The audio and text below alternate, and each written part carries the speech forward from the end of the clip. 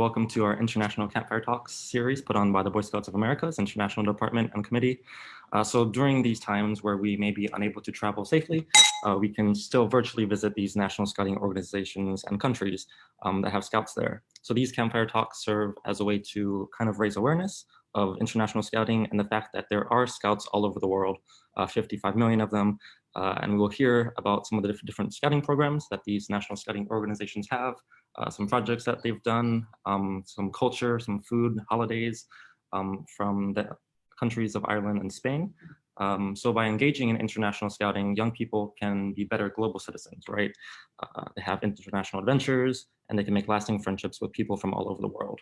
This month, we are visiting the European Scout region, and we have two very special guests, Marta and Caillum. They are both external representatives for the European Scout region. And if you have any questions for them, please feel free to comment on the live stream and we'll get them answered at the very end of the presentation. So without further ado, let's turn it over to Marta. Hi, everyone. Can you hear me right? Okay. So hello, everyone. My name is Marta Concepcion Mederos.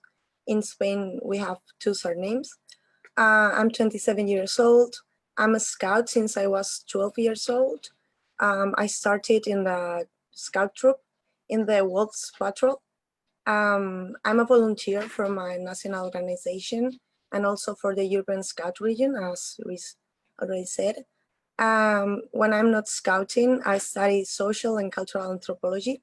And currently I'm studying a PhD in sociology and anthropology. I'm centering on urban music, so I'm quite in touch with young people and youth culture. Please put the next slide. Thank you.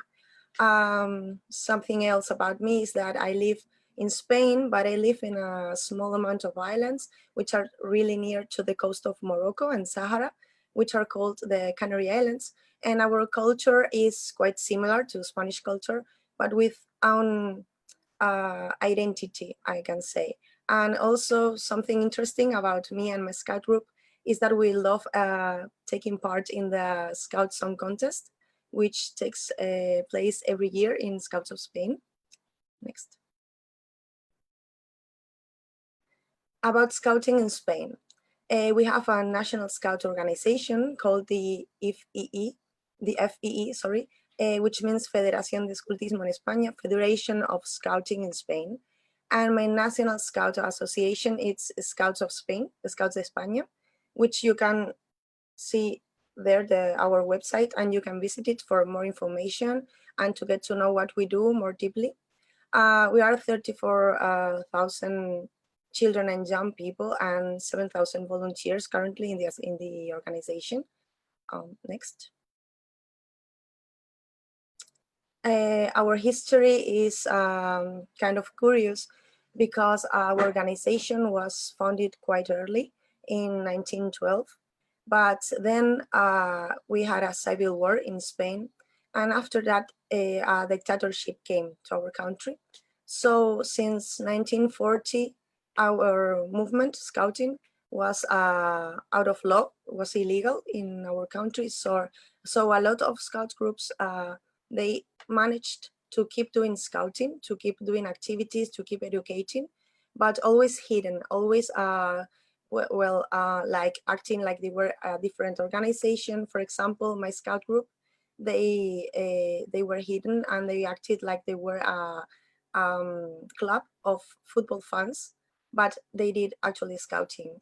And after that, in 1977, scouting was legalized again and our association was reborn. Next, please. Thank you. Our educational program is divided in 5 different stages, divided by age. First, you start in Castores, then you go to Lobatos, which is similar to Cub Scouts. Then we have Scouts. After that, next. We have Escultas, and then the last stage is Rovers. When you're a rover, you become to make your own way. You are learning how to be an adult, how to be a grown-up, and it's a quite defining stage in our educational method, but each one of them is important, and each one of them has its own specialities and its unique essence, which makes it so special to live. And after that, when you are more than 21 years old, you become a scouter, a scout leader, an educator, and a volunteer. Next. In our educational method, we have 4 transversal commitments, which are present in every educational stage. The first one is our social commitment. It's our commitment with the people around us, with the environment around us, in our cities, in our towns, in our hoods, in school, at university.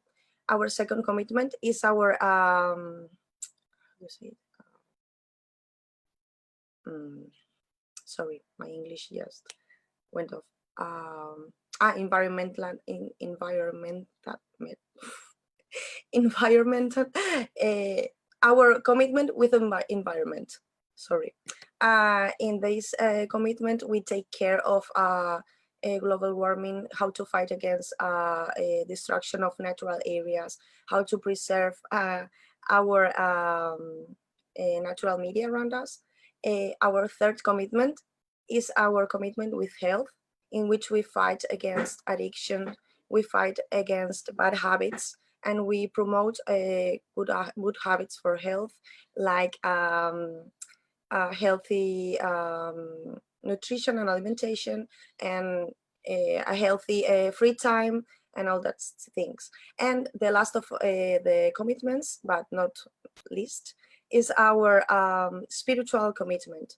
In our spiritual commitment, we not only speak about religion, because our association, it's pluriconfessional. That means that every person can have their own religion, or even they can not have any religion. But spiritual commitment is more than that. It's our values, it's what we share as scouts, and is how we work for the world we want to get. Next, please.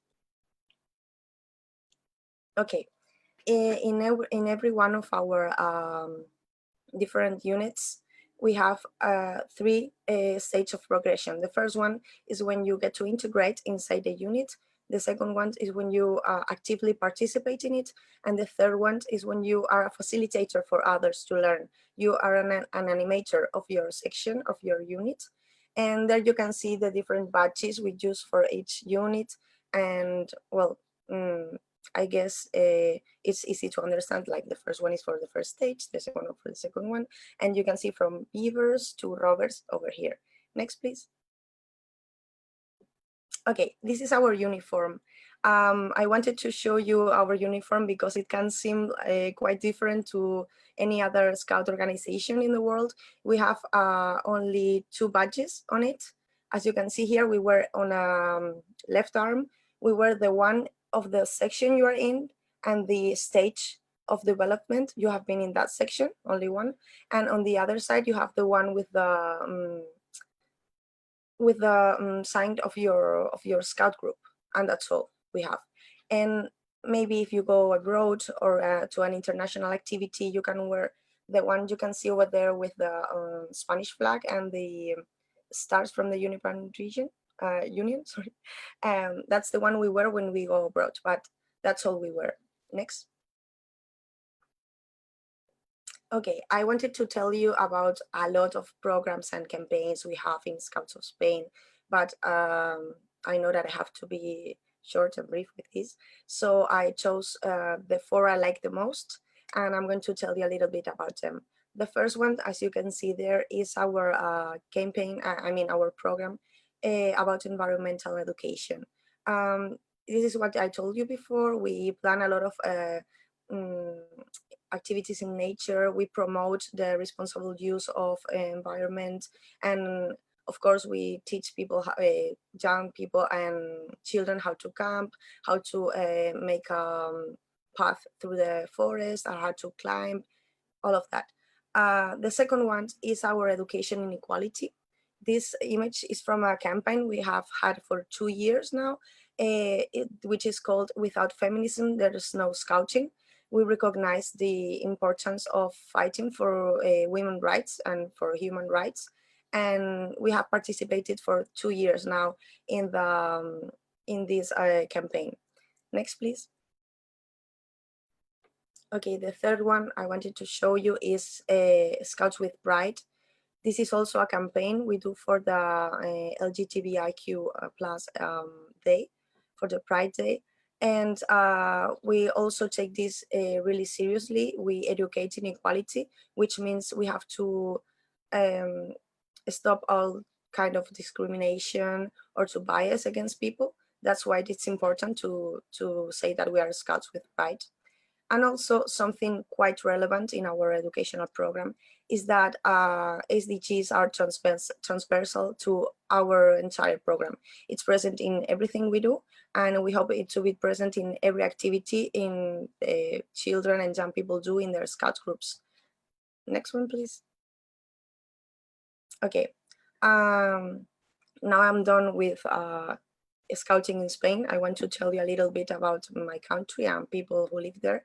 The first thing you need to know about Spain is that it's a country formed by very different cultures and several different cultures.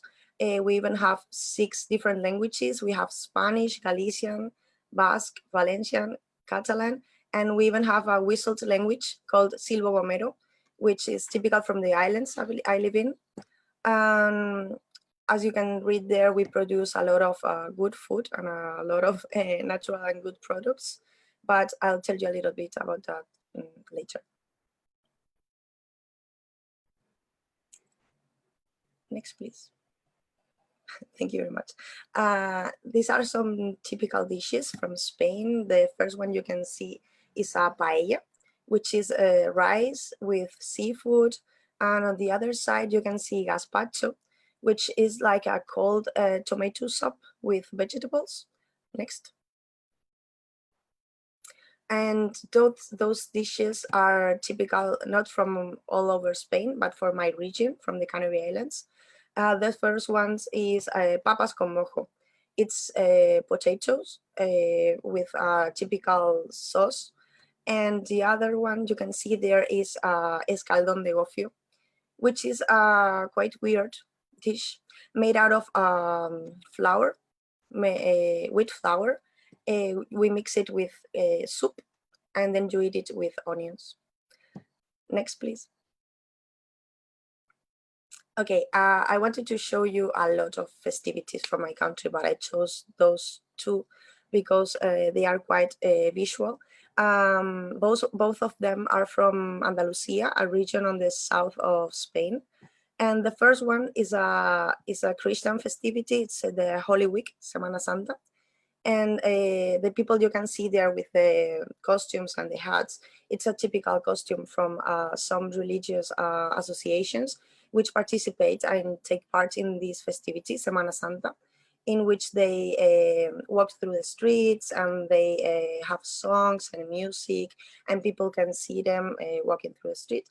And the second one is the Feria de Abril, which is a festivity also in the south of Spain, in Andalusia, in which people dance on the streets, they eat, they drink, and celebrate April.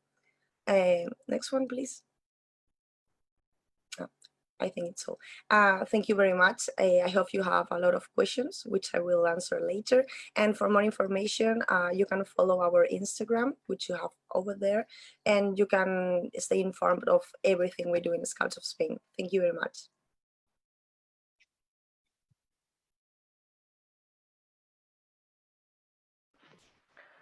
Amazing. Thank you very much, Marta. It's going to be a very hard one to follow with that, and my presentation is most definitely not as beautiful, but I tried anyway. So, hello everyone. My name is Caillum Hederman. I'm from Limerick, which is in the south of Ireland. I'm 17 years old, and I'm an active member of Scouting Ireland. I'm from I work with the Program Services Department, where we work on overall program development across the country. And through that, I'm also the National Sustainable Program Coordinator, where I work to bring the SDGs and the objectives of 2030 agenda forward to the forefront of everything we do in Scouting. Next slide, please. So some facts about Scouting Ireland before we get into the nitty-gritty bits. So we have 520 scout groups across our whole country, and you can see that to the right of the screen. And I've quartered it off into the 4 different provinces of Ireland, being Munster, Leinster, Connacht, and Ulster. We have 53,000 members, 13,000 of them being adult members, scouters, and 40,000 being young people. Scouting Ireland was founded on the 1st of January in 2004. After 100 years of the Christian Boy Scouts of Ireland and the Scouts Association of Ireland joining together. Next slide, please. So our National Scout Organization's program is based on the single framework of the ONE program. And I'm going to explain that through the next few slides. So the first element of the ONE program is linking it to the Scout method. And we do this through the plan, do, and review. It also links personal progression, and it identifies and defines the role of the Scouter and the Scouts. So to your left, you can see our adventure skills framework. So within that, we have air activities, backwoods, camping, emergency skills, hill walking, paddling, pioneering, rowing, and sailing. And through this, people, Scouts and Scouters, have the opportunity to earn from levels 1 to 9 in each of the skills, 1 being quite beginner, and 9 being expert, with your level 9 for air activities being your pilot license.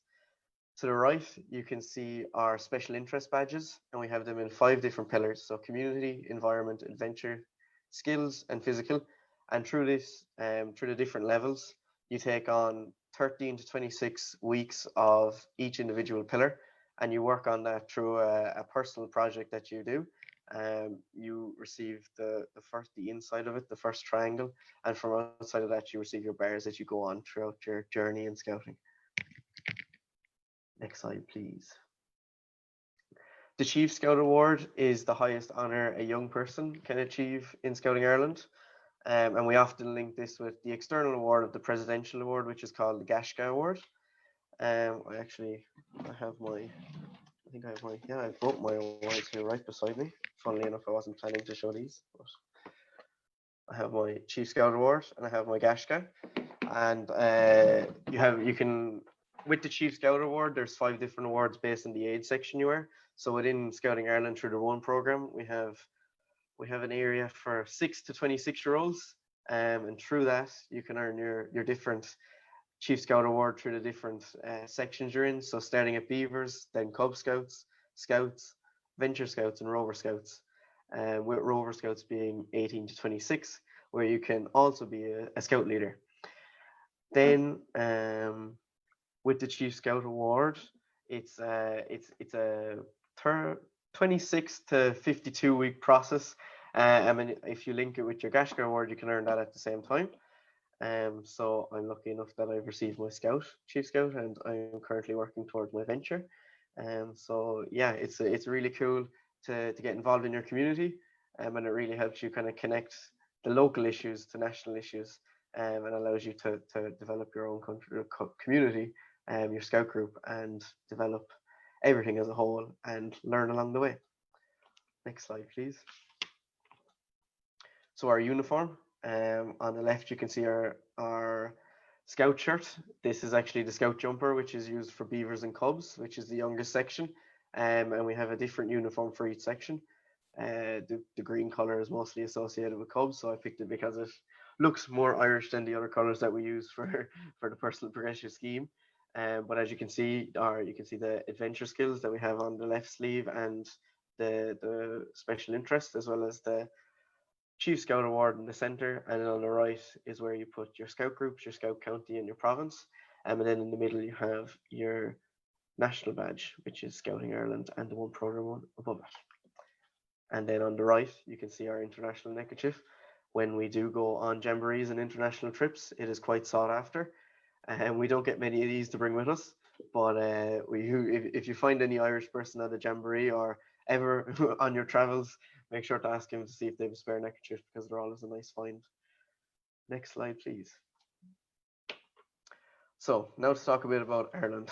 Ireland is the only country with a musical instrument as its national symbol. I should have brought up the national symbol here, but instead we have the flag. So as you can see with our flag, we have 3 equal parts, and it actually represents the political landscape in which the proclamation was decided upon. So the orange on the very right side is the Irish Protestants, the green is Irish Catholics, and the middle is the white, which represents peace between both sides. And folding our flag, which is a common thing that we do within the scouting circles,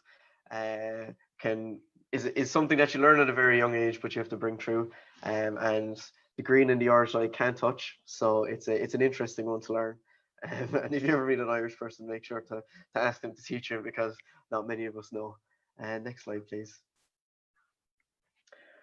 So Ireland is a hub for both culture and tourism. On the left, you can see the Cliffs of Moher. This might be familiar to you because it's been in a good few globally famous movies, one being Harry Potter and the Half-Blood Prince, The Princess's Bride, and The Macintosh Man. So it's made an appearance in many different things. And most recently, I think it's been featured in Scouting Ireland, or not Scouting Ireland, in Star Wars. Sorry. And then on the right, you can see our musical and our pub culture.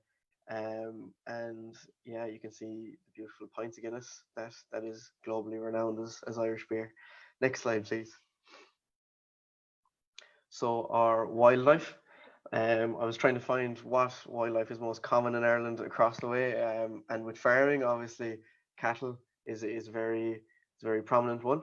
But Irish wildlife is most commonly found as the red fox, which you can see on the top, and the hedgehog, which you can find in most gardens across the country.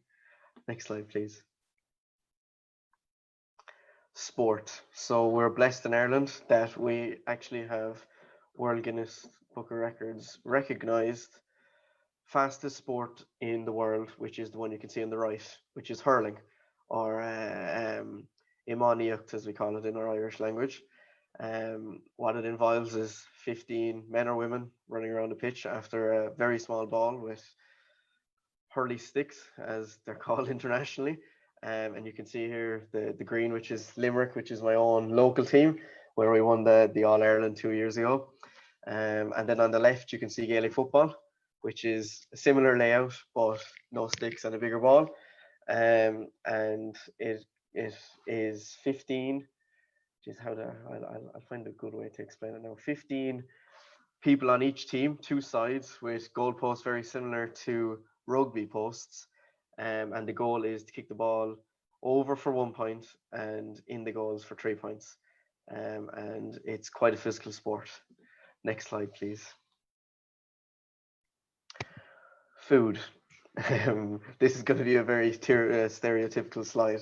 On the right, you can see potatoes, or spuds as we like to call them. This is a cornerstone of every Irish dinner. It is often cooked with butter, or I don't know what you call it in America, butter spread maybe.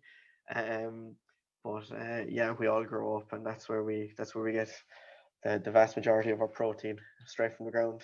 And on the left, you can see our potato crisps, or chips as they're called in America.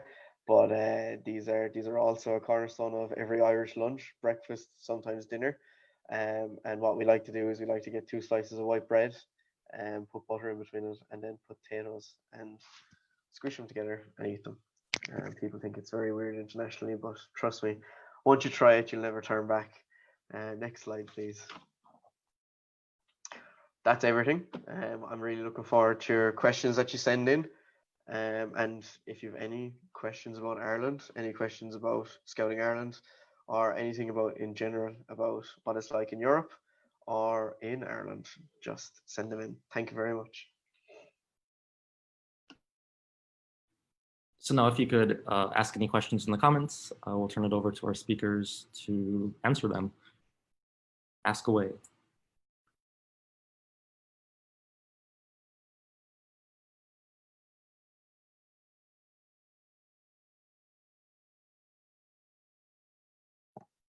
Okay, so I can start answering a few questions. I can read here. The first one, can you share your most favorite experience in scouting? Yes, my favorite experience in scouting was about 4 years ago when I started being a scout leader. I was a scout leader for the youngest age unit, which is castores, as I already told you. It means beavers, and one of the little girls, which started that year in the castores unit, made her scout promise, her beaver promise, and I felt so proud, and I could feel like I was given scouting something that scouting had given me a lot of years ago. So I felt quite proud and quite happy, and that's one of my favorite experiences in scouting. Elum, what about you? Favorite? I don't know. Could I tie it down to one?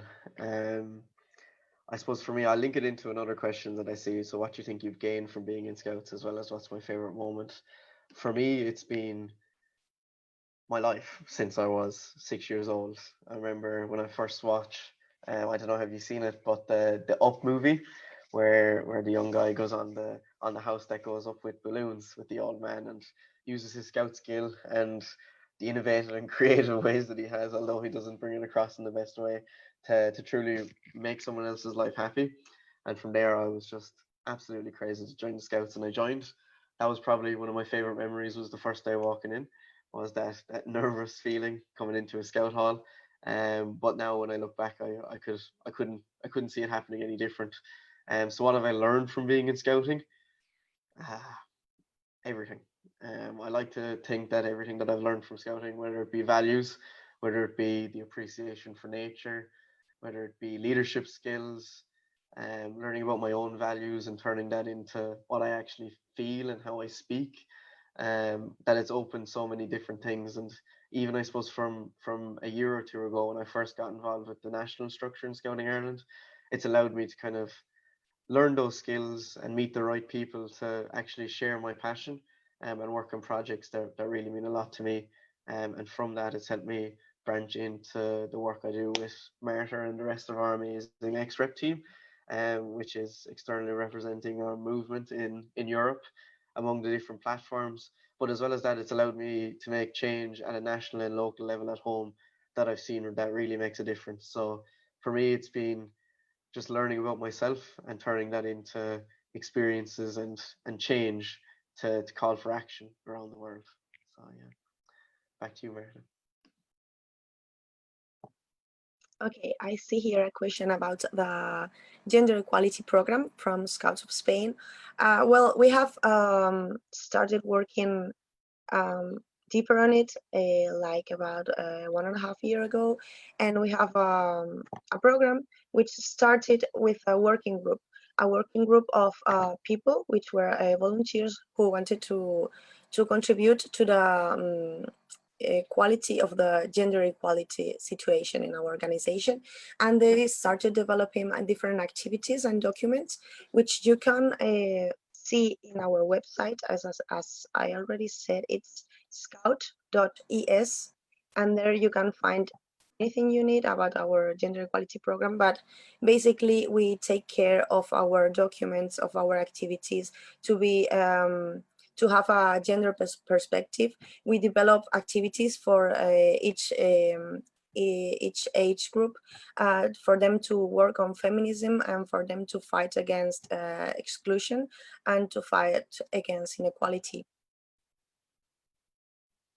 There are a lot of questions. Okay, I'm going to choose another one.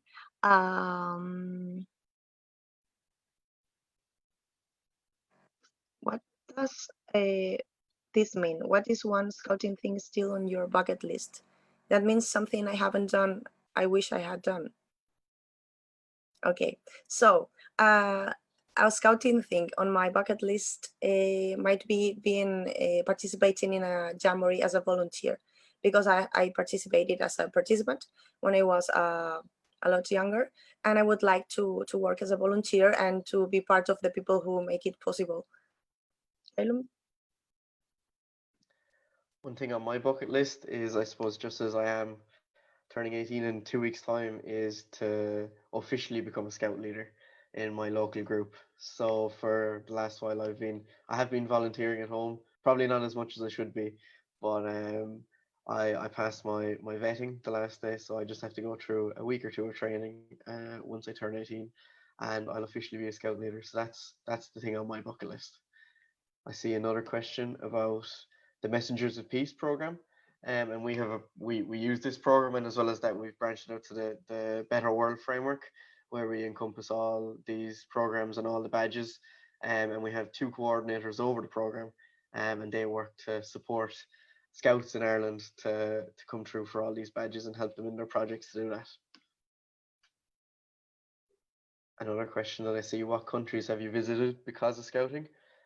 Most recently, for Marta and myself, I know anyway, it was Switzerland, in January, where we met for the European Scout Regions all group meeting, and from besides that, I've travelled to Brazil, America, Canada as well for the World Scout Jamboree. I've been to Iceland on expeditions, and yeah, I'm hoping to do a lot more traveling with Scouts this summer. There was some cool trip planned, but with COVID, things had to be postponed. But I'm looking forward to that next summer, especially the European Scout Jamboree, and in 2022 the Irish Moot.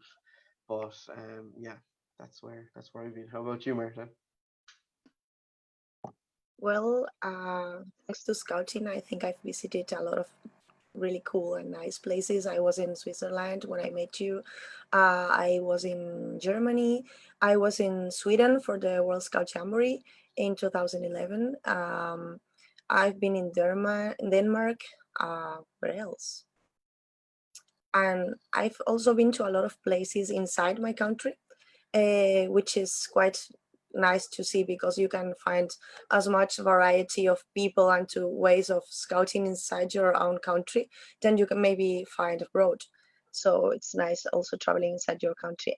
Let's see more questions here. What is a typical camping trip like? Well, here in the islands, one thing is that you cannot make like a camping trip more than 2 or 3 days because you get to one side to the island to another and you finish the island, so you have nowhere else to walk. But for us, it's very typical to start really early in the morning. We share the food and the camping tents with among the people in the patrol or in the group, so everyone has the same weight, and we start walking. We usually stop for lunch, and after that, we usually make some games or some activities to make the group closer or to work in something about our educational program we want to work on. And then we keep walking until night, and then we go to sleep. And maybe after sleeping, we sing a little bit. And I think that's a typical camping trip for us. I suppose for me, I've never really thought about it. I suppose in the name, I've thought it was kind of a typical camping trip. But when you look at it in an Irish context, I definitely agree with Marta. There's a lot of singing, a lot of campfires, usually a lot of rain. So we do bring a lot of waterproofs with us. But as well as that, I suppose there's that whole sense of bringing the Irish culture when it comes to international events is bringing it around the place. But as well as that is, I suppose, living through it when we're at home. So we like to do things for the communities that we stay around, and as well as that, the most important thing is leaving no trace. So yeah, that's what I suppose a typical camping trip looks for us. I'd like to say thanks to Jessica for the happy early birthday wish. You're the first person to actually do that. So another question I see is who provides scouting in Northern Ireland? So it's actually a mix. So we team up with the UK Scouts, and there's different registered groups in Northern Ireland. So some are registered with Scouting Ireland, and some are registered with UK Scouts. But in the Northern Province, they do a lot of events together, but they follow the different programs. Another question I see is how can I get an Irish knicker used for international jamborees? A very good question. I suppose I could just turn the computer a bit. I don't know, can you see them? That's my wall of neckerchiefs. Hold on, I'll tilt it up a bit. Yeah, so they're all from Irish international neckerchief swaps. So I suppose what I would do is around jamboree time, message me or an Irish Scout, or wait till the Jamboree and come up to us with a good offer. I'll let you in on a secret hint because I don't think there's too many people on the live stream right now. But usually wait till the last few days and make a really good offer. That's when you'll always get us to say yes. How about you, Marta? How would you get or how would you get a Spanish neckerchief on an international jamboree? I don't think it can be difficult.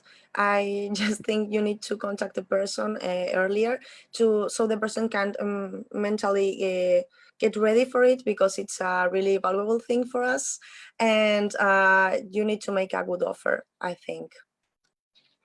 But remember that in Spain we're not really interested in badges, so you need to think of a better neckerchief, something more difficult to find. One of the people, just a funny thing, one of the people that came to us in the World Scout Jamboree, we got offered a free car for 3 weeks when we were in the States to drive us around the Jamboree campsite for one of our badge sets, not even one of our neckerchiefs. So that's the level of offers that we're used to. So I'm looking forward to meeting some of you at the next Jamboree. Last question I see is, do you have summer camps in Ireland and Spain? This year has been quite weird for summer camps, and we've done a lot of work with the Irish government to see when we can get back camping. But usually, scouts are always out camping, no matter the time of the year. Usually, when school breaks are on, is when you'd find nearly everyone camping. But especially during the summer, and over the last 6 years, we ran a camp series that went Camp 1, Camp 2, Camp 3, Camp 4, Camp 5, and then we had an international jamboree where we had over 18 countries and 8,000 people. So that was back in 2018, and since that we've been planning for our next series, and we're all focused now at the minute is on the Irish Moot. So if you guys haven't yet, make sure you have a look. That's in 2022. But as well as that, always reach out to us if you are looking for an international experience. We're very welcoming over in Ireland. So all it is a quick email, and we'll get back to you with some sort of a plan that you can do around Ireland. How about you, Marta? Well, of course, we have summer camps here in Spain. Every scout group makes a huge summer camp every summer. And also we have a really nice place called Grieval, which is an international scout center in Spain, where everyone can go to make volunteering or to have their summer camp there with their scout group. And this year it's been really hard, it's been difficult, but we have managed to make summer camps, even with the COVID crisis. We have to wear our mask, we have to keep our social distance, and to make activities which are safe. And we wash a lot our hands, and we need to have a lot of sanitary uh, things to have in mind all the time, but we managed to make our camps, and we are really proud of that. All right, thank you everyone for your questions. And I would very much like to thank our guests tonight, all of them for being here and for sharing with us their experience. I definitely would like to be first in line for any neckerchief trading that goes on. So I call dibs, and I will rummage through my collection to get that Ireland necker and that Spanish necker. Thank you for your time tonight, and I look forward to our next International Campfire Talks. Feel free to follow our page, follow their social media as well to get to know them, and thank you for joining us tonight or this morning or wherever you are in the world. Aloha.